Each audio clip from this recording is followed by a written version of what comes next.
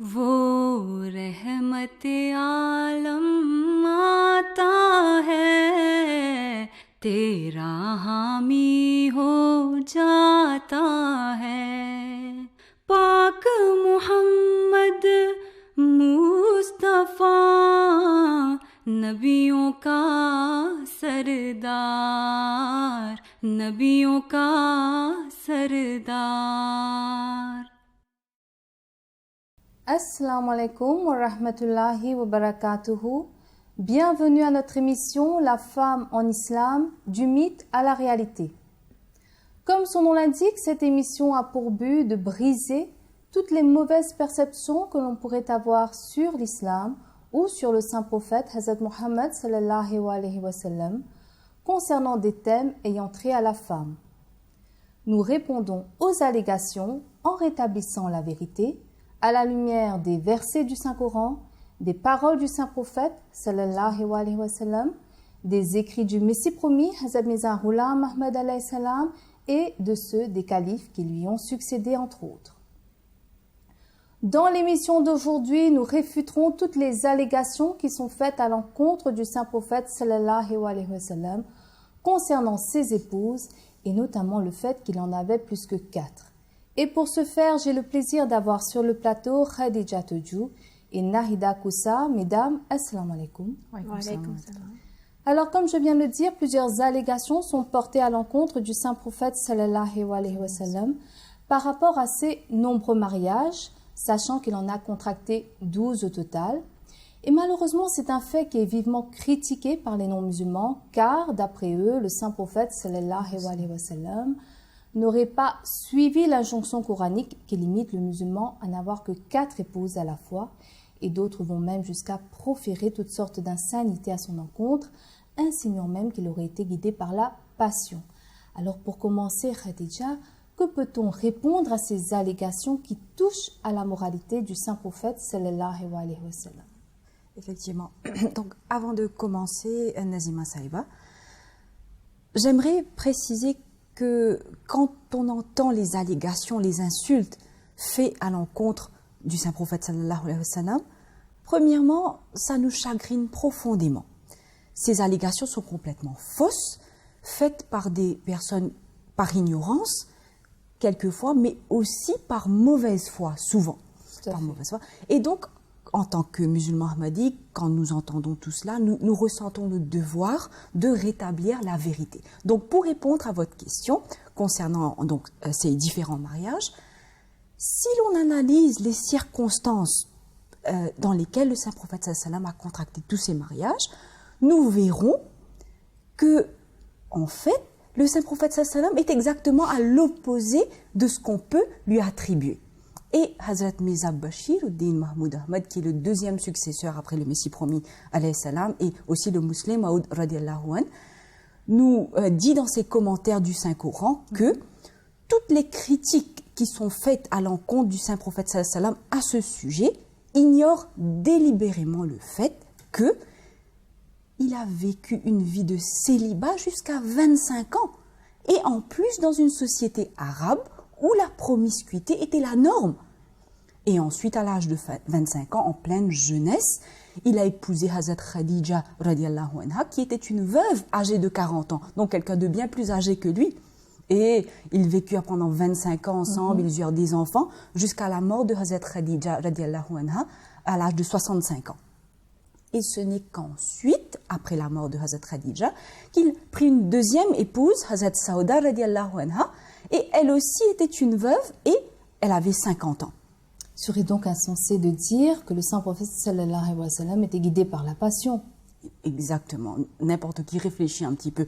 Et de plus, hormis Hazrat Aïcha radiallahu anha, qu'il a épousé à peu près à la même époque que Hazrat Sauda radiallahu anha, tous ces autres mariages ont eu lieu entre l'an 2 et 7 de l'Hégire. Donc c'était une période où il devait constamment repousser les attaques de l'islam, où sa vie lui-même était en danger en permanence. On peut dire que la destinée même de l'islam se jouait. Et là, le musulman radiallahu anh nous dit « Quelle personne sensée qui se trouve dans une telle situation de danger, d'incertitude, pourrait contracter des mariages pour les raisons malsaines qu'on lui attribue. Tout à fait. Donc ces allégations sont complètement fausses. Si le saint prophète sallam a contracté tous ces mariages, c'était pour d'autres raisons que nous allons voir, Inch'Allah, au cours de l'émission, et non pas pour les motivations malsaines qu'on lui attribue. Donc il est clair que toutes ces allégations qui sont faites à l'encontre du prophète sallallahu alayhi wa sallam sont absolument non fondées, et rien que son premier mariage d'ailleurs en est la preuve. Alors vous avez également mentionné Hazrat Aïcha radhiyallahu anha, et là encore c'est un sujet qui fait polémique, surtout par rapport à l'âge qu'elle avait lorsqu'elle a épousé le saint prophète sallallahu alayhi wa sallam. Pouvez-vous nous en dire un peu plus à ce sujet, Nahida? Qui était Hazrat Aïcha radhiyallahu anha et dans quelles circonstances a-t-elle épousé le saint prophète sallallahu alayhi wa sallam? Oui, Nazima. Alors, comme vous le savez, Hazrat Aïcha radhiyallahu ta'ala anha était la fille de Hazrat Abu Bakr Siddiq radhiyallahu ta'ala anhu. Elle était aussi la troisième épouse du saint prophète sallallahu alayhi wa sallam, et effectivement, le saint prophète sallallahu alayhi wa sallam l'a pris pour épouse alors qu'elle était très jeune. Mais à la mort de Hazrat Khadija radhiyallahu ta'ala anha, c'était très nécessaire que Hazrat Muhammad sallallahu alayhi wa sallam se remarie compte tenu de son statut de prophète de Dieu. Et cependant, choisir une épouse n'était pas une tâche facile pour un prophète, car il lui fallait prendre en considération plusieurs aspects. Donc, le saint prophète sallallahu alayhi wa sallam implora Dieu de le guider dans cette tâche, et à la suite de ses prières, de ses supplications, Dieu lui fit voir un rêve où l'ange Gabriel se présenta devant le saint prophète sallallahu alayhi wa sallam, et il lui donna un mouchoir en soie de couleur verte. Et quand le saint prophète sallallahu alayhi wa sallam regarda ce mouchoir, il vit dessus l'image de Hazrat Aïcha radhiyallahu ta'ala anha. D'accord. Et l'ange Gabriel lui dit alors, elle est ton épouse ici-bas et dans l'au-delà. Ce rêve indiqua clairement la volonté de Dieu, et suite à cela, Hazrat Muhammad sallallahu alayhi wa sallam épousa Hazrat Aïcha radhiyallahu ta'ala anha. D'accord. Et alors, comme vous l'avez dit, l'âge de Hazrat Aïcha est un sujet qui fait effectivement polémique. Premièrement, parce que tout le monde n'a pas le même point de vue sur ce sujet, à savoir sur l'âge exact de Hazrat Aïcha lors de son mariage. Et cependant, quand cette question s'est posée au 5e calife, Hazrat Mirza Masroor Ahmad, qu'Allah lui accorde son aide, il fit référence à l'ouvrage Sirat Khatamun Nabiyyin, écrit par un historien très connu du mouvement Ahmadiyya, Mirza Bashir Ahmad.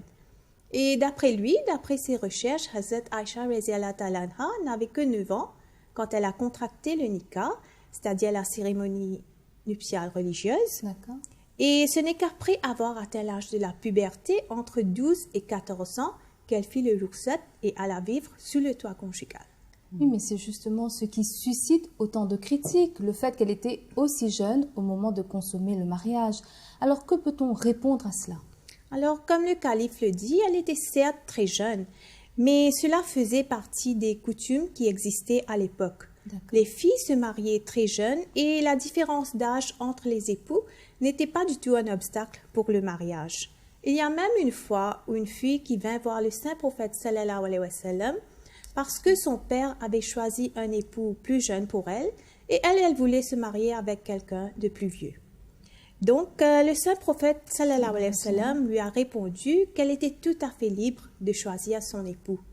Cette anecdote prouve bien que la différence d'âge entre les époux n'était pas un problème, ni pour les hommes et ni pour les femmes. D'accord. Effectivement, et si vous le permettez, sur ce point, quelque chose de très révélateur à noter ici, c'est l'attitude des ennemis acharnés du saint prophète sallallahu alayhi wa sallam à l'époque par rapport à son mariage avec Hazrat Aïcha radhiyallahu anha. Ses ennemis n'ont jamais fait de critique à ce sujet. Et nous savons que, à l'époque, les ennemis ne perdaient jamais une occasion pour l'insulter, le critiquer, l'accabler. Donc, pourquoi est-ce qu'ils n'ont pas fait de critique par rapport à son mariage avec Hazrat Aïcha radhiyallahu anha? La réponse est simple, parce qu'ils n'y trouvaient rien de répréhensible. Ce genre de mariage était parfaitement normal à l'époque. Tout à fait. Maintenant que l'on a prouvé le non-fondement de toutes ces calomnies attribuées au saint prophète sallallahu alayhi wa sallam, Pouvez-vous nous expliquer, s'il vous plaît, Khadija, quelles étaient les véritables raisons derrière tous ces mariages? Oui, Inch'Allah, Nazima Sahiba. Donc, effectivement, il y a plusieurs raisons derrière ces mariages. La première raison, derrière 4 des mariages du Saint-Prophète, sallallahu alayhi wa sallam, concerne les femmes âgées, les veuves et leurs enfants orphelins. Donc, le Saint-Prophète, sallallahu alayhi wa sallam, voulait protéger ces femmes et voulait préserver leur dignité. Et en les épousant, le Saint-Prophète sallam espérait que les musulmans prendraient exemple sur lui et que eux aussi protégeraient ce groupe de femmes et leurs enfants orphelins. Et dans ce cas de figure, le Saint-Prophète sallam a épousé Hazrat Hafsa radiallahu anha, dont l'épouse était tombée en martyr dans la bataille de Badr. Hazrat Zainab bin Khuzayma radiallahu anha, son époux à elle était tombé en martyr dans la bataille de Uhud. Ensuite, Salma radiallahu anha et Habiba radiallahu anha, toutes deux des veuves. Donc ça, c'était la première raison derrière ces mariages. La deuxième raison à présent, c'était afin d'établir des relations amicales avec d'autres tribus. Et quelquefois même pour instaurer la paix. Et dans ce cas de figure, il épousa Hazrat Juwayriya radiallahu anha et Hazrat Safiya radiallahu anha. À noter qu'elles aussi, toutes deux étaient des veuves. Et quand le Saint-Prophète sallallahu alayhi wa sallam a épousé Hazrat Juwayriya radiallahu anha, les musulmans ont libéré une centaine de familles qui appartenaient à la tribu des Banu Mustalik. D'accord. Alors, donc jusque-là, vous avez mentionné 2 raisons. Dites-nous, s'il vous plaît, Nahida, quelles étaient les autres motivations du Saint-Prophète sallallahu alayhi wa sallam derrière ces unions? Eh bien, il épousa Hazrat Maria radiallahu anha, une esclave affranchie, le 7 de l'Hégire. Et en faisant cela, il l'éleva au statut de mère des croyantes et par la même occasion, elle porta un coup fatal à l'esclavage. Et le Saint-Prophète sallallahu alayhi wa sallam épousa aussi sa cousine, Hazrat Zainab radiallahu anha. Hazrat Zainab radiallahu anha était divorcée de Hazrat Zayd radiallahu anha, esclave affranchi et fils adoptif du Saint-Prophète sallallahu alayhi wa sallam. Et en l'épousant, le Saint-Prophète sallallahu alayhi wa sallam accomplit 2 objectifs. Et le premier était de rendre à Hazrat Zainab radiallahu anha sa dignité après qu'elle ait essuyé l'humiliation d'un divorce. Et le deuxième était de mettre un terme à une coutume qui prévalait parmi les Arabes, à savoir qu'un fils adoptif était considéré exactement comme un fils biologique, aussi bien aux yeux de la loi et de la société. D'accord. Et comme nous le savons, l'islam interdit le mariage d'un homme avec l'épouse de son fils. Et à travers ce mariage, Dieu voulait établir le fait que le Saint-Prophète sallallahu alayhi wa sallam n'avait aucun fils, en dépit du fait que la loi considérait Hazrat Zayd radiallahu anhu comme son fils. Et d'ailleurs, on l'appelait même Ibn Muhammad. Cependant, Dieu voulait créer cette distinction claire et nette entre les enfants adoptifs et biologiques. Et c'est un sujet que le calife Hazrat Mirza Masroor Ahmad, qu'Allah lui accorde son aide, a longuement abordé lors d'un sermon de vendredi daté du 21 juin 2019 et où il explique en détail les raisons et les circonstances de ce mariage en question. Et c'est un discours que vous, chers téléspectateurs, vous pouvez retrouver sur la chaîne YouTube MTA Online 1. Alors, récapitulons s'il vous plaît. Le Saint-Prophète sallallahu alayhi wa sallam, derrière ces mariages, voulait premièrement protéger les femmes et plus particulièrement les veuves et les divorcées et préserver leur dignité. Deuxièmement, forger des liens amicaux entre les tribus et ainsi instaurer la paix. Troisièmement, mettre fin à l'esclavage. Et quatrièmement, comme vous venez de le mentionner, mettre fin à une pratique ignorante, une coutume ignorante qui prévalait à l'époque concernant les enfants adoptifs. Alors, Khadija, avons-nous retracé toutes les raisons ou en reste-t-il d'autres? Il y a une autre raison très importante, Nazima Sahiba. Donc, si j'ai bien compté, c'est la 5e raison derrière ces mariages. et c'était dans le but d'éduquer les musulmanes et plus précisément les nouvelles converties venant de différentes tribus. Et dans cette optique, le saint prophète sallam a épousé Hazrat Maïmouna radiallahu anha. Et d'ailleurs, le verset 52 du chapitre 33 fait référence à cela lorsqu'Allah Ta'ala dit, je cite, « Et n'importe quelle autre femme croyante, si elle s'offre en mariage au prophète, pourvu que le prophète désire l'épouser. » Fin de citation.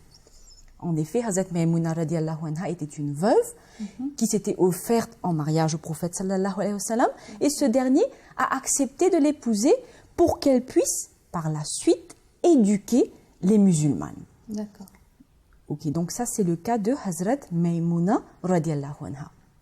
À présent, nous ne pouvons pas parler d'éducation des croyants sans mentionner bien sûr Hazrat Aïcha radiallahu anha. Tout à fait. Nous savons que c'est elle qui a rapporté la plupart des ahadiths, des traditions du saint prophète sallallahu alayhi wa sallam, et que ce dernier a dit à son propos, donc Hazrat Aïcha, que apprenez la moitié de la religion avec Aïcha radiallahu anha. Quelque chose que le saint prophète sallallahu alayhi wa sallam n'a dit pour personne d'autre. Tout à fait, tout à fait. Et là, on peut voir de manière claire à quel point ce mariage avec Hazrat Aïcha radiallahu anha faisait en fait partie d'un plan divin. Exactement. Puisque grâce à son excellente mémoire, son incroyable intelligence, elle fut capable de mémoriser énormément de traditions et ainsi, comme vous l'avez dit, éduquer les musulmans. Tout à fait. Donc Hazrat Aïcha était très jeune, vous le savez, était jeune, et par la grâce de Dieu, c'était plus facile pour elle de comprendre et de retenir les enseignements de l'islam. Et de ce fait, elle est devenue une autorité en matière de religion, qui était très nécessaire pour une épouse d'un prophète porteur de loi comme le saint prophète sallallahu alayhi wa sallam. Donc, elle était connue pour sa connaissance, sa sagesse et sa profonde compréhension des enseignements de l'islam, tels que même les plus éminents compagnons du saint prophète sallallahu alayhi wa sallam à l'époque l'acceptaient comme une autorité en matière de religion. Et il est rapporté que même après le décès du saint prophète sallallahu alayhi wa sallam, les compagnons n'ont jamais fait face à un contentieux religieux, donc une question religieuse, auquel Hazrat Aïcha radiallahu anha n'avait pas de réponse. Et écoutons ce que Urwa bin Zubayr radiallahu anhu dit à propos de Hazrat Aïcha radiallahu anha, je cite, « Que ce soit en matière du Saint-Coran, des lois d'héritage, des lois de ce qui est permissible, pas permissible, jurisprudence, de poésie, de médecine, de narration de l'Arabie, de généalogie. Je n'ai jamais vu de plus grands érudits que Hazrat Aïcha radiallahu anha. » Fin de citation. Donc, si elle était l'épouse préférée du saint prophète sallallahu alayhi wa sallam, ce n'était pas parce qu'elle était jeune, comme certains le prétendent, mais surtout parce qu'elle se démarquait aussi bien par son intelligence que par sa grande générosité et piété. N'oublions pas qu'elle était également la fille de Hazrat Abu Bakr Siddiq et que de ce fait, elle reçut dès la naissance une excellente éducation religieuse. Et tout à fait. Et c'est grâce à toutes ces qualités exceptionnelles qu'elle possédait que Dieu Tout-Puissant l'a choisie comme épouse pour le saint prophète sallallahu alayhi wa sallam après la mort de Hazrat Khadija radiallahu anha. En fait, les mariages du saint prophète sallallahu alayhi wa sallam, comme on a pu les voir, étaient tous dictés par des motivations bien plus grandes et nobles que des simples motifs personnels. Tout à fait. Et d'après le musulman Maoud radhiyallahu ta'ala anhu, étant donné les responsabilités du saint prophète sallallahu alayhi wa sallam comme prophète de Dieu, c'était nécessaire pour lui d'avoir plusieurs épouses, et d'où ce privilège spécial que Dieu lui accorda lorsqu'il dit dans le Saint-Coran, le chapitre 33, verset 51, je cite, « Ces dispositions sont pour toi seul et non pour les autres croyants. » Oui, effectivement, mais si on continue à lire le verset que vous venez de mentionner, il est aussi dit, je cite, « Nous avons déjà fait connaître ce que nous leur avons enjoint concernant leurs épouses. » Et là, on peut voir que ce verset fait aussi référence à l'injonction coranique qui limite le musulman à n'avoir que 4 épouses à la fois. Or, c'est justement ce qui fait polémique un peu, le fait que contrairement aux autres musulmans, le saint prophète sallallahu alayhi wa sallam avait plus que 4 épouses à la fois. Alors, on a bien vu que tous ces mariages étaient basés sur des motifs purs et noble. Mais la question qui se pose ici, et là c'est à vous que je la pose Nahida, c'est pourquoi le saint prophète sallallahu alayhi wa sallam avait plus que 4 épouses à la fois, bien qu'il y ait cette injonction coranique.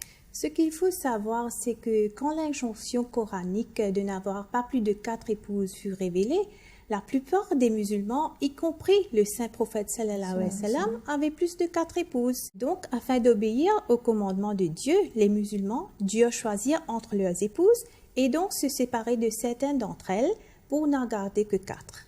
Mais dans le cas du saint prophète sallallahu alayhi wa sallam, comme ses épouses bénéficiaient d'un haut statut, celle de la mère des croyantes, Allah leur accordèrent une permission spéciale. En effet, dans le chapitre 33, verset 52 du Saint-Coran, Allah permet au saint prophète sallallahu alayhi wa sallam de faire un choix. Je cite, « Tu peux reporter ton mariage avec n'importe laquelle d'entre elles que tu voudras et retenir auprès de toi celle que tu voudras. Et si tu désires reprendre n'importe laquelle de celles dont tu te seras séparé, il n'y a aucun blâme sur toi. Ainsi, il est probable que leurs yeux seront apaisés et qu'elles ne se désoleront pas, et qu'elles seront tous satisfaites avec ce que tu leur as donné. Et Allah sait ce qui est dans votre cœur, et Allah est omniscient, indulgent. » Alors, il est vrai qu'Allah offre l'option au saint prophète sallallahu alayhi wa sallam de choisir entre ses épouses, celles qu'il voudrait garder. Mais cette option est aussi offerte aux épouses du saint prophète sallallahu alayhi wa sallam, auxquelles Allah a préalablement dit dans les versets 29 et 30 du même chapitre, je cite, « Ô prophète, dis à tes épouses, si vous désirez la vie de ce monde et sa parure, venez alors, je vous accorderai des avantages pécuniaires et je vous renverrai d'une manière bienséante. Mais si vous désirez Allah et son messager et la demeure de l'au-delà, alors, en vérité, pour celles d'entre vous qui font de bonnes œuvres, Allah a préparé une très grande récompense. » Dans ces versets, les épouses du saint prophète sallallahu alayhi wa sallam se virent offertes un choix entre la compagnie du saint prophète sallallahu alayhi wa sallam et le confort de ce monde. Cependant, elles ont toutes sans exception choisi la compagnie du saint prophète sallallahu alayhi wa sallam. Et pour rejoindre ce que vous avez dit, Naïda Sahiba, donc le saint prophète sallallahu alayhi wa sallam avait plus de 4 épouses, car c'était une permission spéciale accordée à lui seul par Dieu Tout-Puissant, compte tenu de son statut et compte tenu du statut de ses épouses. Donc à l'instar, comme vous avez dit, de ses épouses, le saint prophète sallallahu alayhi wa sallam lui aussi a choisi de ne se séparer d'aucune d'entre elles. Et c'est connu qu'il avait une très grande considération, un grand égard envers ses épouses. Et cette décision de ne pas se séparer d'aucune d'entre elles était très appréciée par ses épouses, comme d'ailleurs, vous avez dit dans le verset, je cite, qu'elles seront toutes satisfaites avec ce que tu leur as donné. Fin de citation. Donc, conformément au souhait du saint prophète sallallahu alayhi wa sallam, Allah Ta'ala lui a permis de garder toutes ses épouses. Merci beaucoup pour tous ces éclaircissements que vous nous avez donnés et grâce auxquels nous avons pu prouver qu'en fait, toutes ces allégations qui sont portées à l'encontre du saint prophète sallallahu alayhi wa sallam ne sont absolument pas fondées. Tous ces mariages, comme on l'a dit, étaient basés sur des motifs purs et nobles et son mariage avec Hazrat Aïcha, lui, faisait partie d'un plan divin. Tout à fait, Nazima Sahiba. Et si vous le permettez, je pense qu'il serait bien de mentionner quelque chose ici. Si nous analysons les anciennes écritures, nous voyons que la polygamie était une pratique courante des précédents prophètes, paix soit sur eux. Et dans certaines de ces écritures, qui ne sont plus dans leur forme originale à présent, malheureusement, ils dépassent la limite de la moralité et profèrent des injures, des insultes à l'encontre de ces prophètes, paix soit sur eux. Et ce n'est qu'avec l'arrivée du saint prophète sallallahu alayhi wa sallam et avec la révélation du saint Coran, c'est la parole de Dieu, que ces anciens prophètes, paix soit sur eux, ont été innocentés de tous ces blasphèmes. Oui, effectivement, que des milliers de bénédictions soient sur notre bien-aimé prophète, Hazrat Mohammed sallallahu alayhi wa sallam, qui, tout au long de sa vie, fit preuve de qualité morale tant irréprochable que même ses ennemis les plus acharnés, comme vous l'avez dit, ne purent les contester. Et d'ailleurs, à ce sujet, le Messie premier alayhi salam nous dit également: la vie du saint prophète sallallahu alayhi wa sallam était une vie de succès. Dans chaque aspect de sa vie, il exposa des signes si éclatants que même une personne d'intelligence moyenne, à condition qu'elle ne soit pas inspirée de façon déraisonnable par de la rancœur et de l'hostilité, est forcée de constater qu'il était un parfait exemple de manifestation de qualité divine, ainsi qu'un homme parfait. Nous sommes arrivés à la fin de notre émission. Merci d'y avoir participé et de nous avoir éclairés avec toutes vos belles réponses. Et merci à vous, chers téléspectateurs, de nous avoir suivis. Nous vous donnons rendez-vous pour un prochain numéro. D'ici là, assalamu alaikum wa rahmatullahi wa barakatuh. वो रहमत आलम आता है, तेरा हामी हो जाता है, इन जुल्मों से छुड़वाता है, इन जुल्मों से छुड़वाता है। भेज दरूद उस मोहसिन पर तू दिन में 100 बार।